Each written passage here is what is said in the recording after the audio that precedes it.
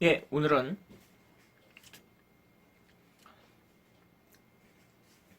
4월 15일이 곧 총선입니다. 과연 여러분들은 어떠한 당을 찍을 것이고 어떠한 당이 유력한지에 대해서 제가 알고 있는 선에서 알려드리도록 하겠습니다.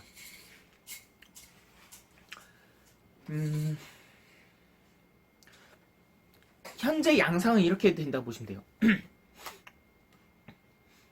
민주당은 계속 영입 인재를 하고 있는데 몇몇 지금 특정한 사람이 지금 문제가 일어나서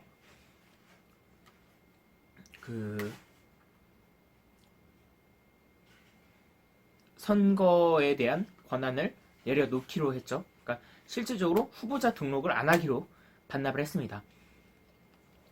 그게 원종건 씨라고 알고 있고요. 그 외에 영입된 유명 인재를 곱씹어보면 제가 알고 있는 한에서 우생순의 신화 이모경 선수, 그리고 전 선수, 그리고 KBS 아나운서 출신의 전 청와대 대변인 고민정, 그리고 JTBC 박상전 아나운서, 그리고 전 MBC 아나운서 한준호 아나운서로 알고 있고요. 그리고 이렇게 몇몇의 분들이 이제 많이 영입이 된 상태인데, 민주당의 테마는 이건 것 같아요. 정치 경험보다 세상을 바꾸려고 하는 의지가 강한 사람들. 그러니까 좀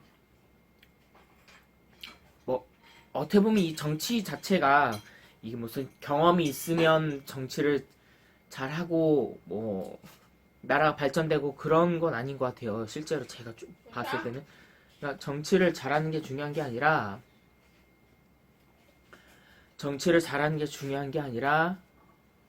정치 경험도 중요한 게 아니라 어떻게 하면 이 세상을 바꾸려고 하는 의지가 있는 사람을 뽑고 그것에 맞는 스토리가 있는 사람을 찾으려고 하는 것 같아요. 그래서 원종건 씨도 그런 거에 대해서 부합했었고, 그리고 고민정 청와대 대변인도 아나운서 출신의 그런 부분에 대한 스토리, 그리고 이모경 선수 불굴의 여자인 두벌 이런 식의 테마들을 적절히 섞어서 하는 것 같은데, 왜 아나운서들을 계속 영입을 하려는 이유가 뭐냐? 말빨이겠죠. 말빨이 좀 뛰어나니까 그런 야당에 대한 공격이라든지 이런 거를 브리핑할 때 논리정연하게 반박을 할 수 있고, 좀 말빨로 상대방을 좀 어떻게 보면 제압하려는 목적이 큰 거죠. 말빨 싸움이에요. 말싸움. 그리고 이낙연 전 총리도 나가기로 했었고요.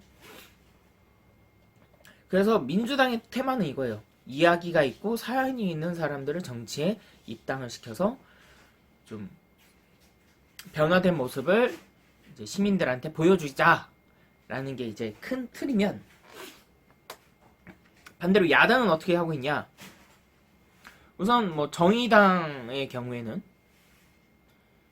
정의당은 실질적으로 이제 민주당과의 이제 연합전선을 계속 유지하고 있는 상태죠. 제가 알고 있는 선이에요. 나머지 당은 제가 100%다 알고 있는 건 아니에요. 정의당 같은 경우에는 이제 새누리당 출신 이자스민 씨를 영입했고, 그 땅콩 해양의 그 주인공이었던 대한항공 출신 승무원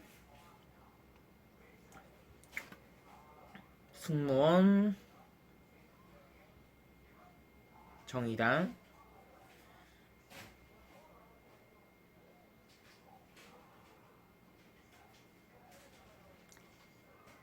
박창진, 이 사람도 이제 입당을 했죠.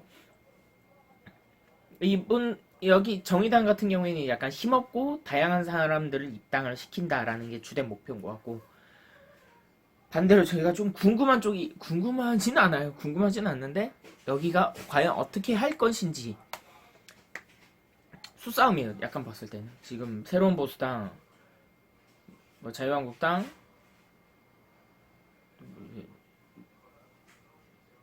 어디 또 당이 있는데 이 세 당이 이제 합당을 하거나 연합을 하는 쪽을 하려고 하는데 이게 쉽지가 않은 상태인 것 같아요. 일단은 정치의 뜻이 없는 이제 박형준 교수가 이제 참여해서 통합을 요구를 하고 있는데 쉽지가 않죠. 왜냐하면 이제 자기 지역구가 있는 사람들이라든지 자기 당이 있는 사람들은 여기를 사수해야 이제 실질적으로 재선이 되는데 다른 곳을 가라든지 그럴 경우에는 또 갈등이 또 생기기 때문에 이 부분에 대해서는 계속 이제 수싸움 계산을 하는 것 같아요. 거기에 이제 안철수 전 대표도 이제 왔으면 좋겠다라고 얘기하는데 본인 입으로 안 가고 또 다른 당으로 만든다 그랬죠. 이분은 그냥 저도 잘 모르겠어요. 그냥 어떤 정치를 보여줄 건지. 근데 실질적으로 어떤 정치라는 게 있을까요? 어떤 정치를 확실히 보여주려면 뭐 크게 뭐 그런 거 있잖아요. 세비 반납.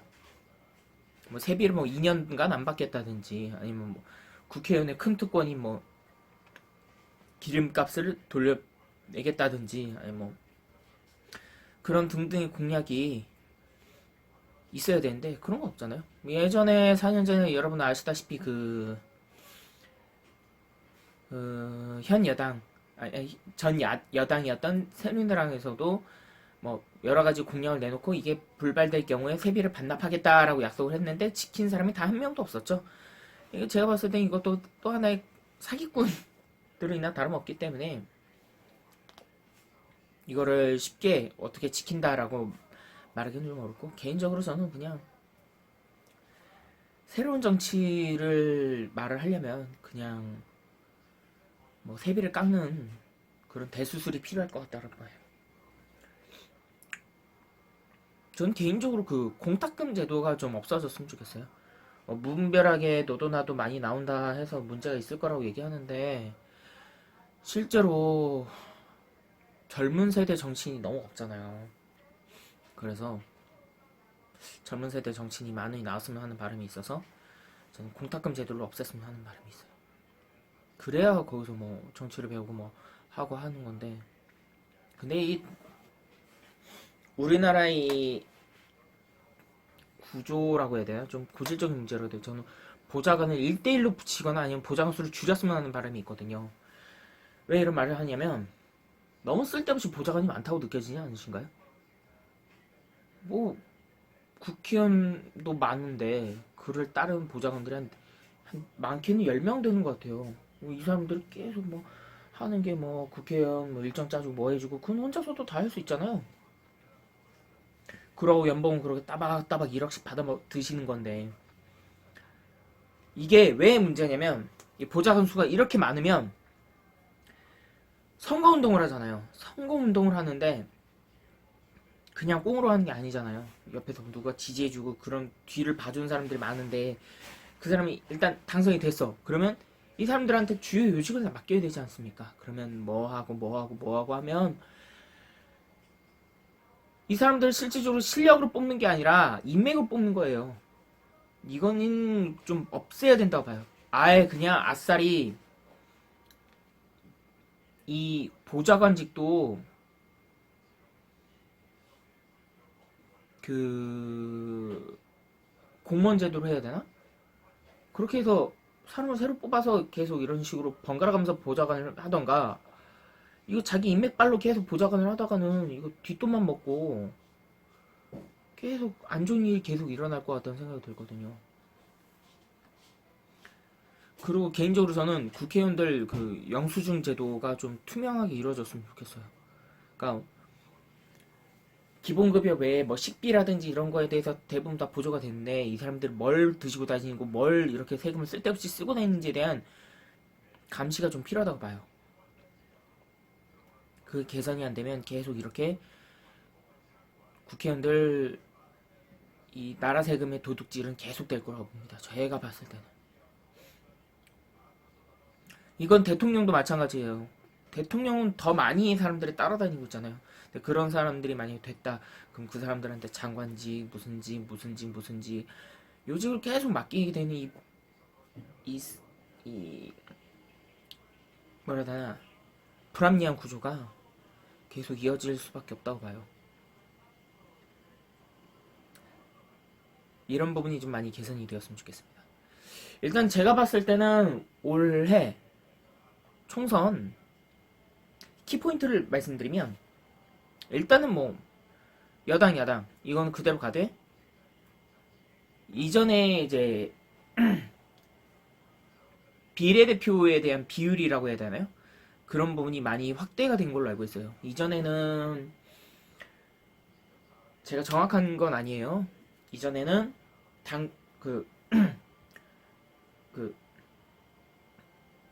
국회의원이 당선된 사람 비율, 당을 찍은 비율, 이걸 비례를 해서 비례대표가 이제 뽑혔는데, 이제는 이제 이게 좀 비율이 바뀌어서 비례대표가 좀 더 많이 이제 나올 수 있는, 그래서 너도 나도 지금 비례대표를 만들기 위해서 당을 누구나 다 만들고 있는데, 이게 아마 차후에 국회의원 본회의 때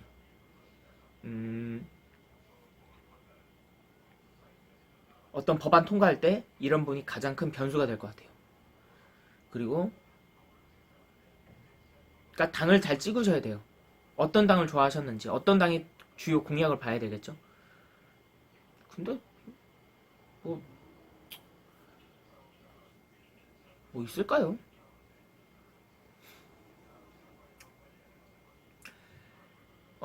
저마저도 이렇게 좀 삐딱하게 볼 수밖에 없는데, 이거는 좀 뭔가 좀 실질적으로 이렇게 국민들이 가슴에 와닿는 정책들이 많이 있어야 되는데, 그런 정책들이 없어서 사람들이 좀 정치에 대해서 점점 실망을 하게 되는 것 같아요.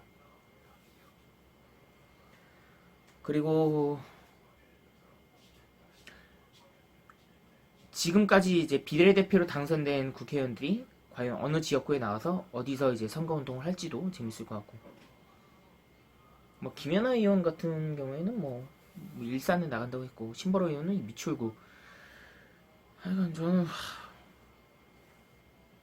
난 이 국회의원들 재산도 재산이지만 그간 받아 드셨던 연봉들에 비해서 연봉값을 했는지,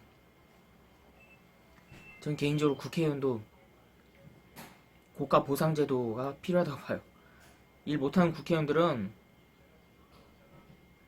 연봉을 까던지 해야 되는데, 안 그래요? 세금 도둑들이 여기 진짜 많은데. 아무튼 제가 예상하는 비율은 여당이 한 45, 야당이 자유한국당, 뭐 보수당이 한 35, 25에서 35, 나머지는 군소정당이, 이렇게 좀 비율이 될 것 같다는 생각이 들어요. 아마 군소정당들이 캐스팅 보트를 쥐어질 것 같고, 과연 여기서 안철수의 총선 책임 행보는, 총선 행보라고 했죠, 어떤 모습을 보여줄지에 대해서 크게 할 건 없어 보이는데, 과연 어떤 걸 할지도 궁금하기도 하고.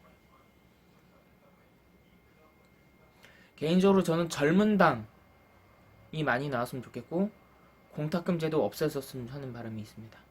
이상입니다. 어느 당을 응원하고 싶지도 않고요. 여러분들 그래도 투표는 하셔야 돼요. 이렇게 투표하라는 얘기하면 안 돼. 여러분 투표하지 말고 그냥 놀아요. 이래야 사람들이 투표하니까. 5분 투자하는 것도 아깝다고 하는데 뭐 어떻게 했어요. 여러분 투표하지 마시고요.